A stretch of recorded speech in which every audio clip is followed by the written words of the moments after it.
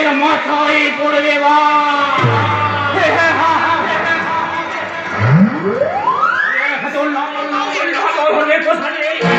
সন্তানের যন্ত্রণে করতে করতে নন্দন কারণে প্রতিষ্ঠা করব এক শয়তানের সাম্রাজ্য সপ্ত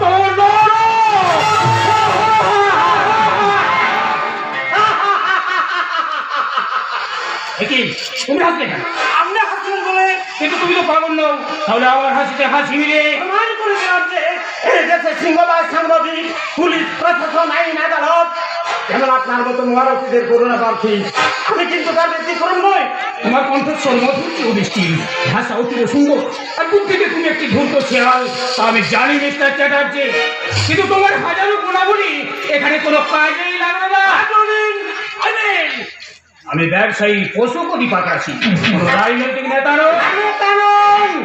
তাদের পিতা আইনের জন্মদাতা, এরা যে বিশাল এলাকা জুড়ে সমস্ত নেতা মন্ত্রীদের জন্ম মৃত্যুর কুণ্ডলে লেখা হয় আপনারই কলমের খোঁচায়।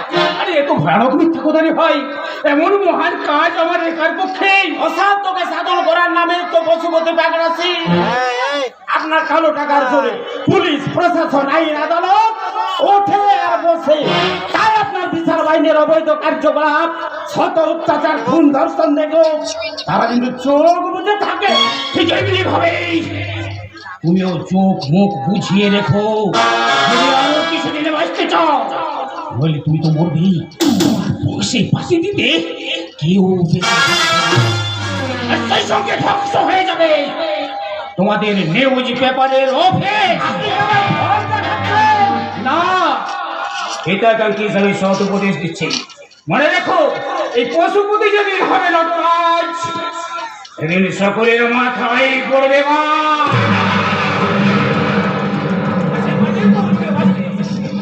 সাহায্য বাবুদ, আমি তোমায় দিচ্ছি 1 লাখ টাকা, নাও ধরো। আর টাকার বিনিময়ে আমাকে কি করতে হবে? কিচ্ছু না, কিচ্ছু না, শুধু তুমি আবার যে কোনো কাজে কানা কালা বোবা সেই থাকবে আর চিরনীতি রাখবে তোমার ওই সর্বনাশা 2 পয়সার গলাওকে। ধরো, এখন শুনে থেকো জীবনে 2 বার আসবে না, কোথায় বলে হাতে লক্ষ্মী পায়ে ফেলতে।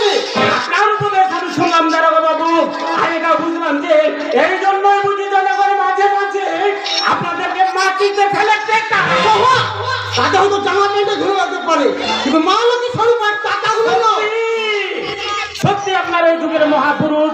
আপনার কথা শুনে আমার মনে হচ্ছে অনেক কিছু মনে হয় মিস্টার সাংবাদিক, কিন্তু বাস্তব কঠিন না নির্মল। তাই বলে শিক্ষা দীক্ষা ন্যায় নীতি সব কিছু বিসর্জন দিয়ে শিক্ষার ভিক্ষারময় পথে দাঁড়িয়ে ভিক্ষাকে বেছে নিও না।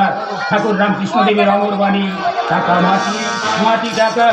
বর্তমান যুগে সবই অসার, সবই ফাঁকা। সেই ফাঁকার ফাঁকরে পড়ে শরীরটাকে মাটি না করে এই টাকাগুলো রাখো, তাতে এই যুগের রামকৃষ্ণ তোমায় 2 হাত তুলে আশীর্বাদ করবেন। আমি ঠাকুর শ্রী শ্রী রামকৃষ্ণদেবকে দেখিনি, আর আপনাকেও কিন্তু আমি চিনি না। আমি শুধু চিনি আমার নিজেকে। আমি বিশ্বাস রাখি আমার শিক্ষা দীক্ষা ন্যায় নীতি মনুষ্যত্বের উপর। তাই আপনার উপদেশ মেনে জীবনকে রঙিন করতে ওই টাকাগুলো নিতে পারলাম না বলে খুবই দুঃখিত।